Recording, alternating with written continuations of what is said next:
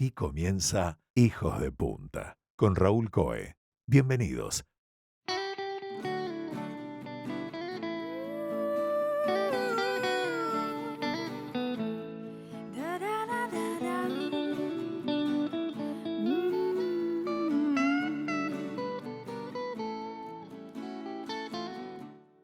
Hacía mucho tiempo que quería tener esta charla. Ella viene dedicando su vida, con muy buenas intenciones, a la difusión de las artes, de la historia, a sensibilizar sobre estos temas en nuestro país.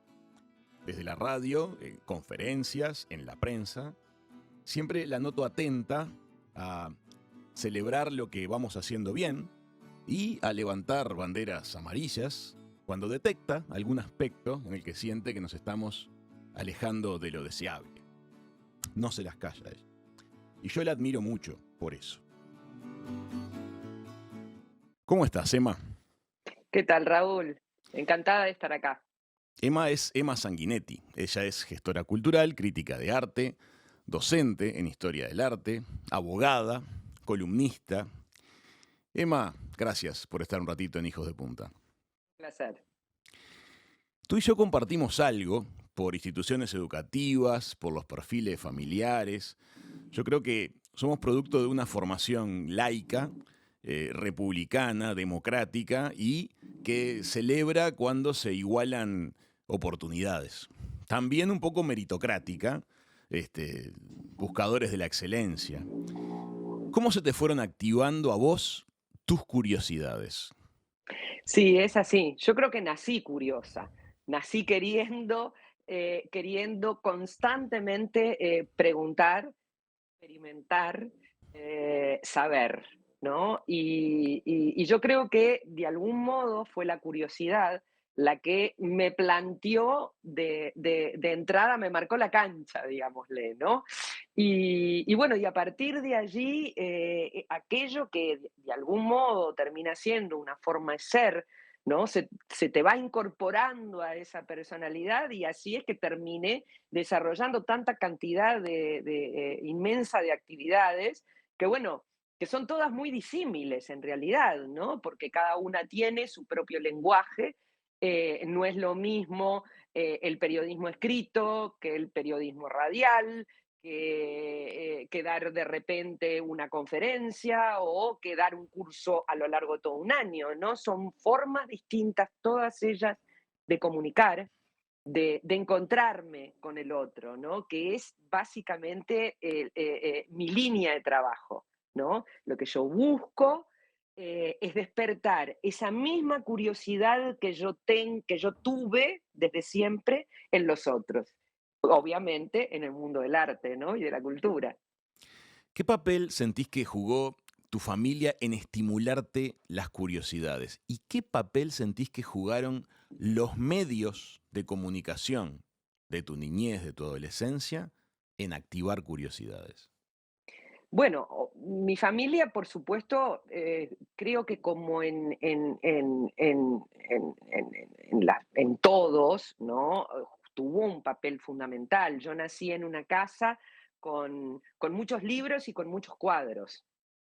Y claro, y además también crecí en ese periodo tan importante que va de la niñez a la adolescencia, con una madre profesora de historia y con un padre abogado, porque en aquella época, ¿no? Dadas las circunstancias políticas del país, mi padre, ¿no? Ejercía la abogacía. Entonces, claro, aquello era una especie de volcán en ebullición en lo que tuviera que ver con la sensibilidad, con los debates, con las charlas, con las discusiones. Y bueno, y desde muy chica, entonces, por supuesto, observé, vi, ¿no? Estuve vinculada a distintos niveles, por supuesto, ¿no? Desde muy niña, este, no sé, por ejemplo, yo recuerdo los domingos de tarde, después del almuerzo familiar, de acompañar a mi padre a la casa de José Cunio, ¿no? En donde se quedaban toda la tarde charlando, y bueno, y yo tenía 8, 9 años, 10 años, y me quedaba ahí quietita y miraba los cuadros. Entonces, esas experiencias son experiencias que te marcan. Y claro, y obviamente, entonces desde muy chica yo tuve una clara vocación, me interesaba el mundo de la pintura, me interesaba el mundo del arte, pero también siempre tuve muy claro que no me interesaba desde el hacer, ¿no? A veces y esto creo siempre es un punto que a mí me gusta aclarar. Nosotros imaginamos el mundo del arte desde el hacer. Lo primero que te pregunta, ¿vos pintás? ¿No? No. O sea, el arte tiene un porcentaje muy pequeño de artistas y un 99% espectadores. Entonces, ¿qué es lo que sucede? En aquellos que vemos, ¿no? En aquellos que ponemos en funcionamiento nuestro proceso de la percepción y comunicamos con esa obra de arte, de algún modo estamos ingresando en ese otro mundo que es el de la mayoría y que tiene que ver específicamente, desde el punto de vista académico, con la disciplina de la historia del arte, ¿no? Con lo que yo llamo el aprender a ver. ¿A qué le llamás el aprender a ver? Aprender a ver es, creo yo, un proceso de trabajo intelectual y emocional que hace que dejemos de mirar,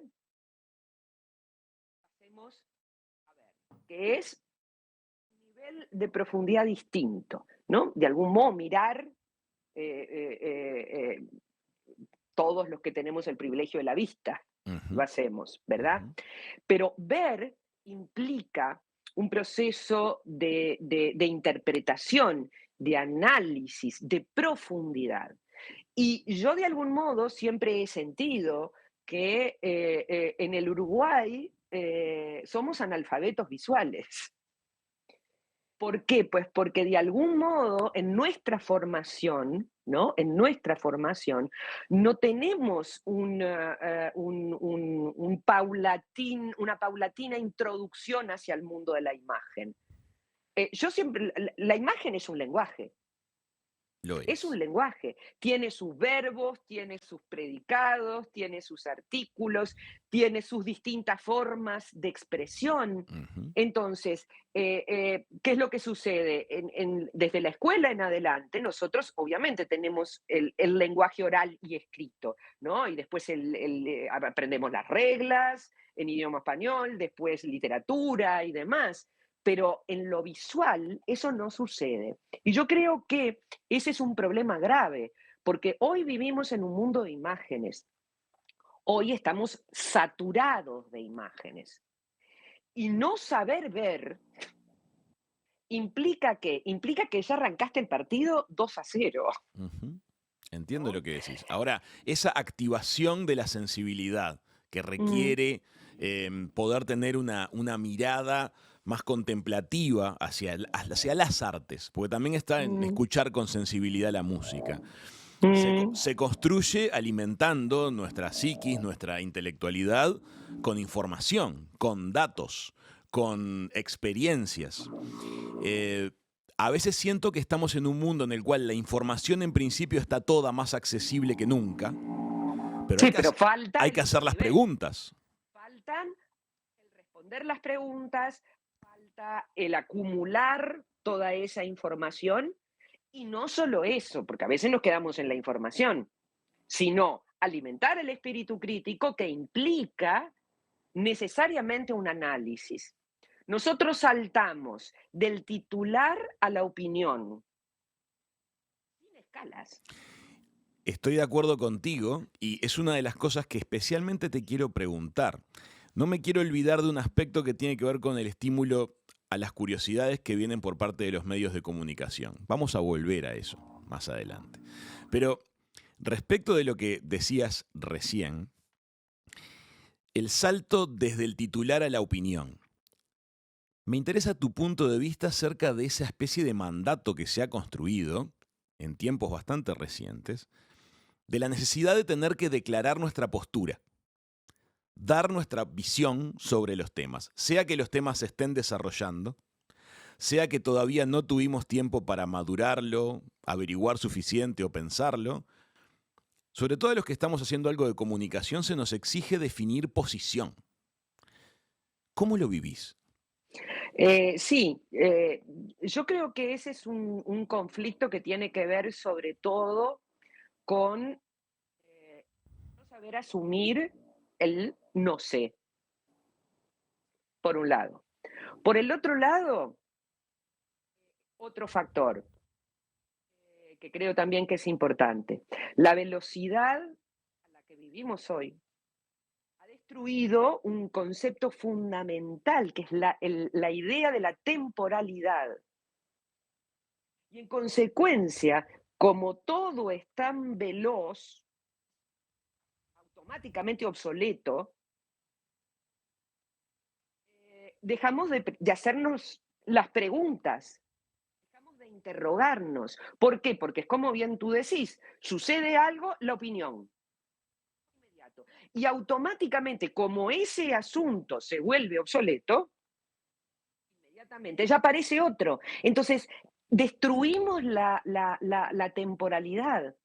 Y sin temporalidad, somos un mundo, y esto pasa mucho en el mundo de la cultura, sin interrogación, afirmación, ¿no?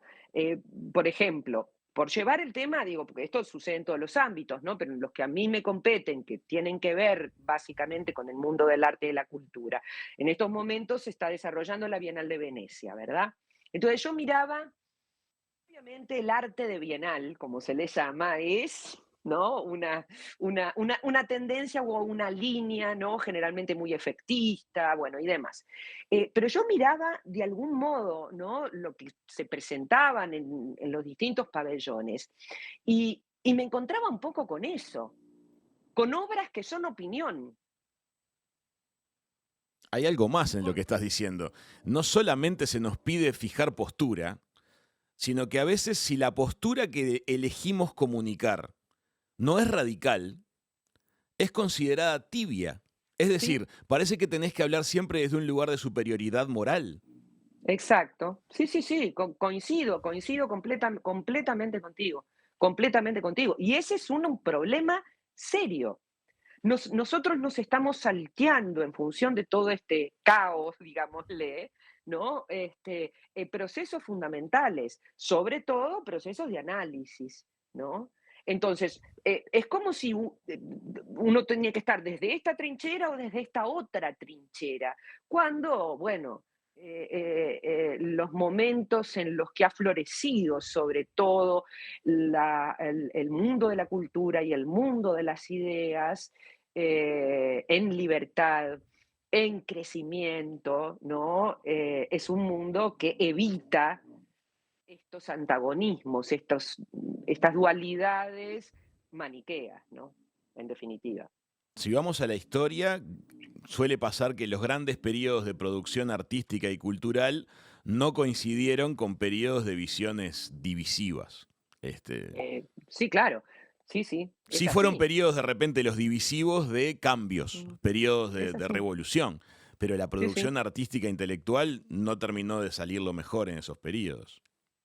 No, a ver, hay de todo, por supuesto, ¿no? Pero en todo caso, nuestro panorama hoy, yo soy biológicamente optimista, porque lo siento, sí, ¿no? Estoy enamorada de la vida, Sí, esa es la sí, verdad. me consta. Y creo, ¿no? Que además cuando uno mira para atrás y uno ve las dificultades de las cuales la humanidad ha salido, cómo no vamos a salir, ¿no? De estos conflictos. Pero de todos modos, sin duda, creo que estamos atravesando, ¿no? Un problema serio. Y yo creo también que los medios de comunicación, que, volviendo un poco a la pregunta que había quedado un poquito colgada, los medios de comunicación juegan un papel fundamental, Sí, ¿no? Fundamental al respecto. Sobre todo, ¿por qué?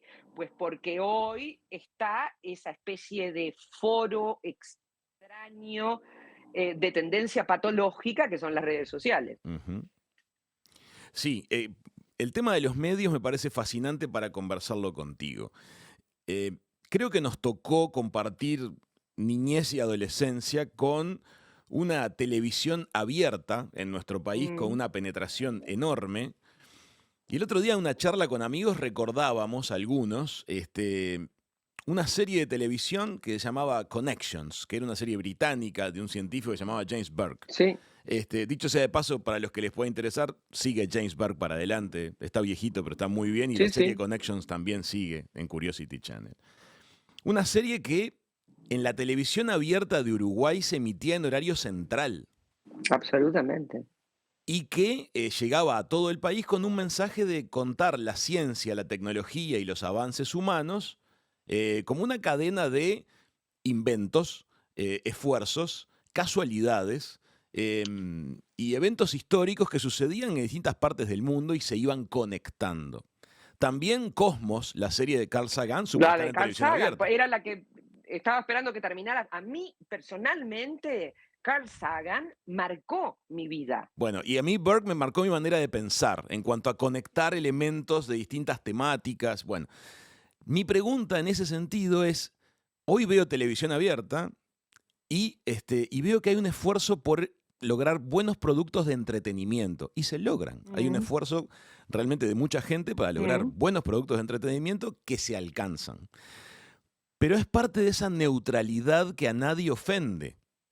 Porque también supimos tener concursos de preguntas y respuestas muy exigentes, Acordate lo que era la audiencia que tenía Martín y Pregunta. ¿verdad? Bueno, pero compararlo con las preguntas que a veces se hacen en un programa de entretenimiento actual, y el nivel ha caído mucho en ese sentido. Ahora, a lo que voy es que la tele abierta es uno de los medios actualmente. Por Mm. supuesto que hay otros, siempre estuvieron en las radios, siguen estando, aparecieron en las redes sociales como plataformas, pero veo un predominio a nivel de grandes audiencias de la búsqueda del entretenimiento. ¿Por qué crees tú que en algún momento la cultura y el conocimiento empezaron a ser vistos como algo aburrido? Eh, yo creo que ahí hubo varios factores. Por un lado, la intensidad de la vida catapultado en velocidad y eso lleva a la necesidad del escape, ¿no? O sea, esa necesidad de, preciso huir, ¿no? Escapar, alienarme y dejarme ir por algo que no me hace, no me exige, no me obliga a pensar y me genera una sensación de placer, de bienestar, de diversión. Ajá. Diversión superficial. Eh, Eso por un lado. Después también por el otro lado, yo creo que hay una responsabilidad por parte de los medios. ¿Por qué? Que, en la década del 60 y del 70, que se produjeron todas estas series e incluso muchas otras más, como la famosa Civilization, ¿no? De espectacular, ¿no? Un recorrido de la historia del arte, ¿no? Comandado por Kenneth Clark, el gran Ujú. historiador del arte inglés. ¿Qué pasó? Como entretenimiento va ganándole la partida a la cultura, esa necesidad de escapismo, aparece esa mágica sentencia que dice, es lo que pide la gente. Sí, yo eso lo tengo Y como un gran yo paréntesis. O sea, me lo han dicho mil veces, incluso acerca de creo nuestro que programa. no debe ser así. Es que la gente está muy sesgado esa sentencia. Realmente era muy entretenido y hay propuestas muy entretenidas, muy divertidas, que podrían perfectamente sacarnos de ese mundo de presión cotidiana que estás describiendo tú, sin caer en la banalidad. Eso yo Pero lo defiendo. yo coincido plenamente contigo. El punto es que ahí también te enfrentas, ¿no? Con un montón de obstáculos que forman parte de que de esa especie de retroalimentación, en donde el medio te dice no es lo que la gente la pide, es lo que la gente sintoniza y entonces no se sale de ese círculo, ni lo vas a ni se consigue quebrar. Entonces ahí hay un punto, ¿no?, de inflexión. Por supuesto que yo coincido contigo con que sería fabuloso y posible además, y posible. Tú tenés Por audiencia de ejemplo, ¿no? distintas Hay edades, Emma, una... en tus Sí, decime. conferencias. Tú tenés audiencia de distintas edades en tus conferencias y gente fascinada con lo que tenés para contar acerca de la historia, del arte y de la combinación de ambas cosas que está atravesando sus adolescencias, por ejemplo. Sí, efectivamente. Lo que pasa es que yo creo que eso es posible y vengo batallando hace 25, 30 años,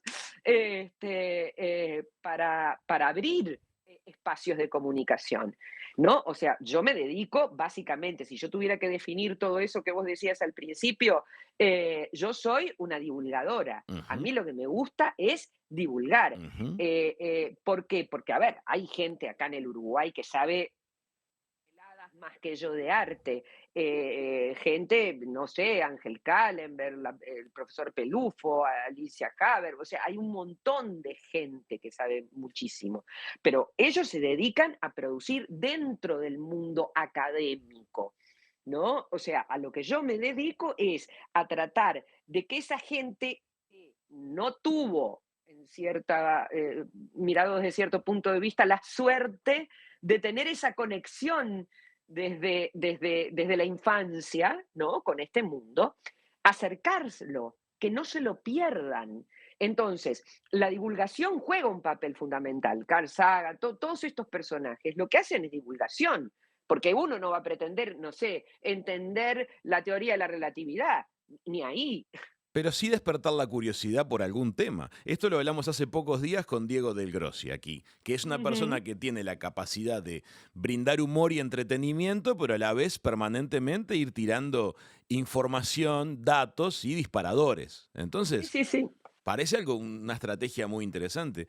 Eh, no lo vamos a resolver tú y yo hoy acá, pero No, me alegra mucho escuchar esto este sí que es punto de charla de vista. café, ¿eh? Y claro, y bueno, es que nuestra audiencia es una gran cafetería, de alguna manera. Quiero hablar contigo sobre otro tema que tiene que ver también con las formaciones que uno fue recibiendo y que veo que es interesante cómo lo ves vos. Hablábamos de laicidad, Mm. hablábamos de neutralidad.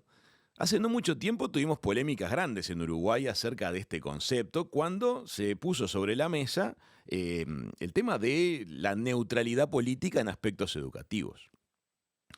¿Cómo ves el escenario hoy en cuanto a ese gran tema de la neutralidad en los mundos educativos?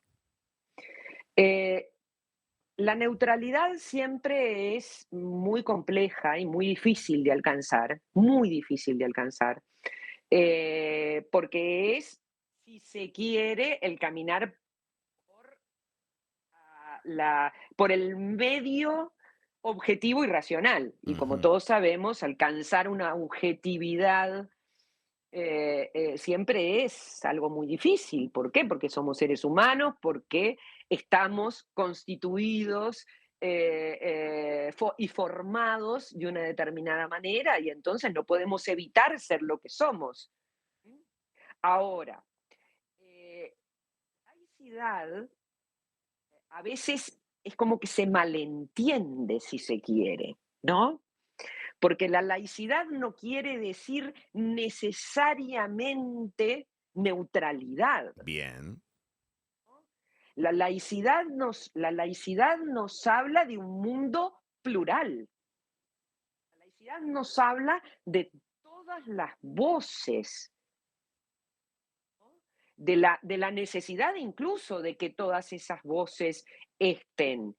Por supuesto, desde el punto de vista del debate, desde el punto de vista del análisis, no desde el posicionamiento, ya sea político, religioso o el que fuere. Ujú. De hecho, hay Eh, quienes dicen que entender bien la laicidad implica tomar posición justamente contra cosas que sean negativas, contra, por ejemplo, la politización de la enseñanza, pero hay que tomar postura por hacia eso. ejemplo. Ejemplo. Es que la laicidad no implica esa neutralidad. Y la neutralidad no es Yo soy frialdad. una persona, o sea, que siento que el valor de la laicidad para mí es uno de los valores fundamentales de una sociedad, que a veces se asocia exclusivamente con lo religioso, con lo político, pero cuidado, ¿no? La laicidad es un concepto muy complejo que además tuvo, ¿no? A partir del siglo XVIII en adelante, ¿no? A partir de las revoluciones, del proceso de las revoluciones, ¿no? 1776, 1789 y todo el proceso de construcción del pensamiento enciclopédico. A partir de ahí, la laicidad tuvo un desarrollo muy grande que nosotros de algún modo, para esta época, hemos terminado reduciéndolo, acotándolo, ¿no? Y entonces yo creo que ahí no hay un problema serio. ¿Será que yo me formé en el Elbio Fernández, Ujú. que es una escuela, no un colegio, es una escuela y un liceo que siempre puso un acento muy grande en la laicidad, ¿no? Ujú. Pero la laicidad no implica no tener Y opiniones. yo en el José Pedro Varela, toda la sociedad de amigos Bueno, de la educación popular. Ahora, yo exacto. creo que la herencia de la laicidad educativa en la vida adulta es justamente la actitud siempre abierta a escuchar al que piensa distinto. Porque más de una vez Exacto. nos pasa a veces que arranca una polémica en la radio o en redes sociales y uno se acerca a la polémica con una postura predeterminada, empieza a escuchar otras voces y al menos algunos aspectos de nuestro punto de vista cambian porque te das cuenta que hay facetas en las que el otro tiene razón. Pero es que sin duda, por eso te digo que en parte la malentendemos, ¿no? En parte la malentendemos. La amplitud es la base, el debate es la base, Ahora, también es ¿no? cierto que cuando se viene a la mesa la polémica acerca de la laicidad en Uruguay, tiene que ver con que apareció generalmente un mensaje de sesgo en un ámbito de educación pública. Que eso no es lo Mm, mismo, porque cuando aparece el mensaje siempre mm. viene del mismo lado. Entonces, ahí es que no estamos hablando de la pluralidad. Claro, sí, sí, sí, sí, comparto, es así, es así. Eh, es interesante esto, porque me parece que ramifica con varias cosas. Una de las cosas que también uno quiere para la sociedad en la que vive es la igualdad de oportunidades. Y las situaciones de vida que cruzan las barreras socioculturales. Por ejemplo, cuando tú o yo éramos más chiquitos, era frecuente en los barrios, en las casas, en los edificios, jugar con vecinos, Mm, ir a clubes deportivos, ir a bibliotecas. Entonces, interactuar con personas que estaban teniendo otro camino de vida, de la misma edad que uno, pero que estaban teniendo tal vez más o menos oportunidades. Y esa gimnasia hacía muy bien, era muy natural y nos creaba una sociedad que ya era de por sí más, menos tensa. Ahora estamos llenos de barreras en el medio, hay menos cruces. sí, sí, sin duda. Y además hay muchos menos cruces, esa cosa clánica, ¿no? De determinados estratos, ¿no? Se va convirtiendo como en pequeños compartimentos estancos, en donde yo me muevo en este círculo y no salgo de ese círculo, y entonces deja de haber esa interacción, por supuesto. Acá, obviamente, hay muchísimos factores, ¿no? Yo también, yo jugaba en la calle, a ver, yo sigo viviendo en la calle Ponce yo me acuerdo de con mi hermano y mis primos nos tirábamos en la chata en la bajadita de Ponce. Hoy es literalmente imposible, ¿no? Con el nivel del tránsito que hay. Y no hablemos de la seguridad. Entonces, ¿qué pasa? Todo eso fue perdiendo. A su vez, las escuelas, ¿no? También terminan siendo focos, ¿no? Demasiado concentrados, ¿no? Y entonces, claro, obviamente, tu mundo no se interconecta. Bueno, y ahí es que Y tienen que jugar los medios de comunicación, Emma, porque los sin medios sí duda, son los que llegan a todos lados. La tele sin abierta duda. penetra el interior y penetra todos los barrios de la capital. Sin duda. Bueno, esa es una de las cosas que yo siempre también agradecí a Lelvio Fernández, que siendo una escuela privada, a partir de esa amplitud que tenía, su sistema de becas, que también sigue funcionando hasta hoy, digo, uno veía, ¿no? Cuando yo miro hoy la estratificación social de lo que era mi clase, compañeros, y era impresionante la diversidad de dónde venía cada familia, de las religiones, o sea, una cosa, ¿no? Y entonces había católicos, había judíos, había armenios ortodoxos, bueno, agnósticos ateos como mi familia, o sea, una diversidad que a mí ya me costó mucho encontrar generaciones de mis hijos Claro, sin duda. que hoy tienen 30 y algo. Entonces, bueno, esos problemas los hemos dado por hechos. Hemos hablado No, aquí, no hemos generado mecanismos para tratar, ¿no? Yo diría, no tanto resolverlos, pero en todo caso sí, de ir generando, ¿no? Ámbitos en donde aquellos universos pudieran seguir persistiendo, ¿no? a mí, ¿sabes lo que me pasó? Cuando empezaron las redes sociales a hacer su penetración en la sociedad, yo me ilusioné mucho. Dije, Mm, este va a ser el nexo intersociocultural que estamos necesitando, porque además rompía las barreras de las fronteras de los países. Dije, te mató el algoritmo, esto es lo que te estamos mató el necesitando. algoritmo. Esto va a romper. Acá vamos a encontrar gente fascinante sin importar si está en Sudán del Sur y su gobierno está en guerra civil. Vamos a llegar. Y no terminó pasando. Se terminó El, dando otra compartimentación exacto. que a veces hasta se agudiza cuando, de alguna manera, sacamos a los que opinan distinto de nuestro mundo digital y solo incorporamos a los que piensan igual. Se genera esa Totalmente. resonancia que todos creemos que tenemos razón y el otro está equivocado. Fue aún peor, porque terminamos, o sea, el algoritmo hace que vos termines hablándote con aquellos que, que comparten tu modo de vida, que comparten tu mismo gusto. Es una cosa como muy demencial, muy demencial. Y para mí personalmente, ¿no? O sea, tiene una cuota, hasta te diría yo, Sí.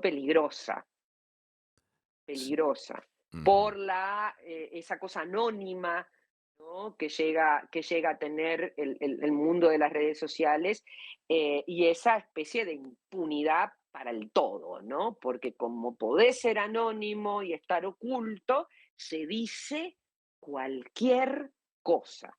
Y después de que las cosas se dicen, salir a aclarar es el otro. Cuando alguien opina de modo irresponsable, ¿por qué lo hace dentro de estas circunstancias oscuras, ¿no? Si se quiere, grises? Y sos vos el que tenés que salir a decir que no, que esto no es así, y probar, la prueba es tuya. Es una cosa, para mí, es muy peligroso, muy peligroso. Hay una cosa que me gustaría preguntarte. Desde hace mucho tiempo vengo escuchando en muchos ámbitos, y lo hemos hablado aquí en el programa, lo bueno que resulta para la mayoría de la gente el concepto de la honestidad y la sinceridad. Nadie lo pone en duda. De hecho, se habla de que ciertos comunicadores, ciertas figuras públicas, son mejores que otras porque son honestas, son sinceras, son directas, te dicen exactamente lo que piensan. Otra mirada es que a veces esa honestidad brutal está muy cerca de la crueldad. Hace unos meses atrás, Alejandro Dolina aquí nos decía que estamos sobrevalorando la credibilidad, porque lo importante es la honestidad, no la credibilidad. Podríamos creer en alguien que nos está embaucando. Claro, sí, sí. ¿Cómo ves vos esta sobrevaloración de la aparente transparencia? pero que a veces no es tanto. Sí, yo creo que efectivamente estamos yendo hacia al menos desde el punto de vista de las intenciones, hacia un mundo mucho más abierto y transparente, y eso está bien. Por lo pronto, sabemos muchas cosas de los otros que antes, o tenemos acceso a saber muchas cosas de los otros que antes no, Bien, sin duda. El problema es que es cuáles son los límites. O sea, cuando hablamos de creer, como vos bien decías, o como muy bien decía el genio de Dolina, o sea, vos podés creer en alguien y que esa persona efectivamente te esté embaucando. O sea, ¿no? Es posible eso. Y hay de algún modo, sí, creo yo, una sobrevaloración, ¿no? Y una sobrevaloración también de esa falsa idea de la honestidad, ¿no? Porque hay como una suerte de careta de honestidad, ¿no? ¿Por qué? Porque al final de cuentas, después, todos los que criticamos de repente determinada actitud, resulta que si hubiéramos estado en esa misma situación hubiéramos hecho lo mismo o comprendo. hubiéramos dicho lo mismo. Ujú, comprendo. Entonces, lo que yo creo es que falta un poquito más de convicción en las ideas, porque cambiar de opinión, mutar, ser y debe ser nuestra idea fundamental. ¿Por qué? Porque nada debe ser monolítico y el otro te tiene que poder convencer.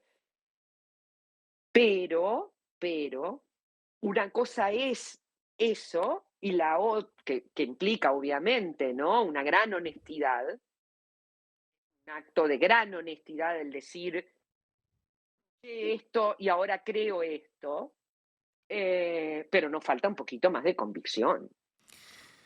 Convicción, creer. Cuando a veces entramos en esa dinámica, se activa mucho la confianza. Cuando escuchamos que el punto de vista del otro no es 100% errático, en lo más mínimo, a veces puede tener el 100% de la razón, y Mm, desandar con humildad lo que venía siendo nuestro camino de reflexión, mm, me parece un gesto muy, muy democrático sí, sí. y hasta artístico en el mundo actual.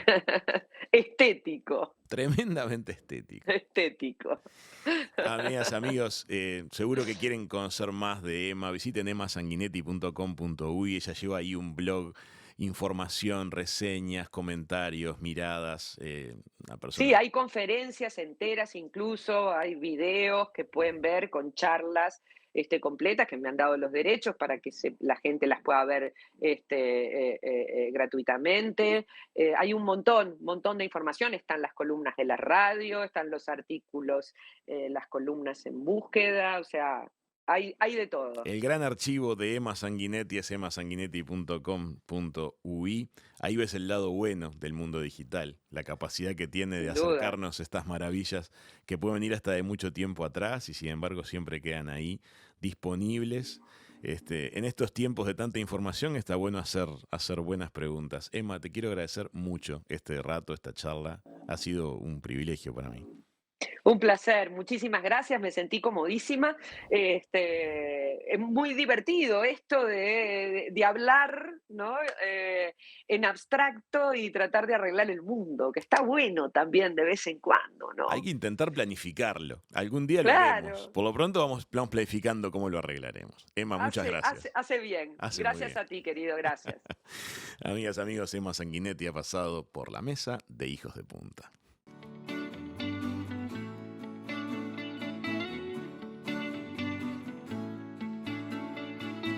Esto fue Hijos de Punta.